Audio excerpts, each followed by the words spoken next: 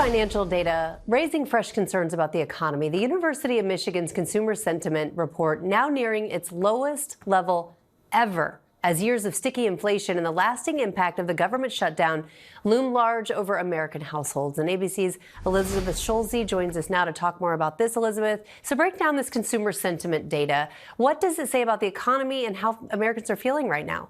Well, Rhiannon, people are not saying they're feeling very good. So this is sentiment data. Basically, what this is a survey of how people say they feel. So important to differentiate. It's not what people are actually doing in their spending, but it's what they're talking about and how they might spend. And this report did show that sentiment is at the lowest level in 3 years. It hasn't been at this low level since June 2022, and that was an all-time low. Keep in mind, back in June 2022, that's when we were looking at incredibly high inflation, a rate of around 9%. As Selena just mentioned, we're closer to around 3% inflation right now, which is still higher than a lot of households want to see, a lot higher than the Federal Reserve policymakers want to see. So what this report tells us is that people are starting to get a little bit more skeptical about the state of the economy given the government shutdown. It specifically says that the government shutdown is starting to show signs of worry in a lot of households, and that there is broad spread decline in sentiment among political groups, among population, ages, income. But Rhiannon, there was one notable exception in sentiment, and it says in this report, consumers with the largest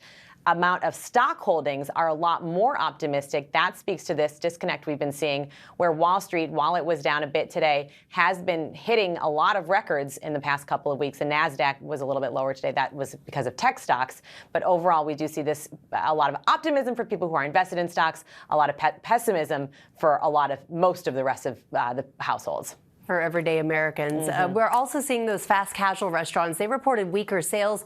Explain what the fast casual restaurants, what that means, like who are they, and what's causing it and why it's important. Yeah, and this is really important to look at, because right now we're not getting any official government data during the shutdown. So we're kind of having to look at what companies are saying, what some of the private surveyors are saying to try to get a sense of where things are going in a really important moment in the economy right now. And what these restaurants are saying is that they are seeing a decline in spending among a particular age group, Rhiannon, and it is younger consumers.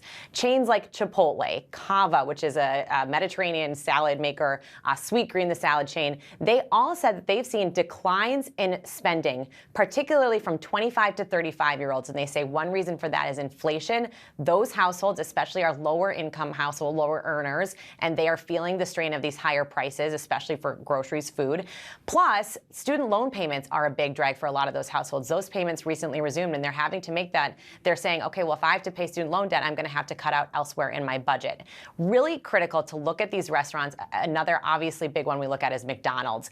McDonald's has been saying for several quarters now that lower income households are just not showing up in their stores. And this really underscores a big theme in the economy. And McDonald's can serve as a bellwether for the overall economy, Rhiannon.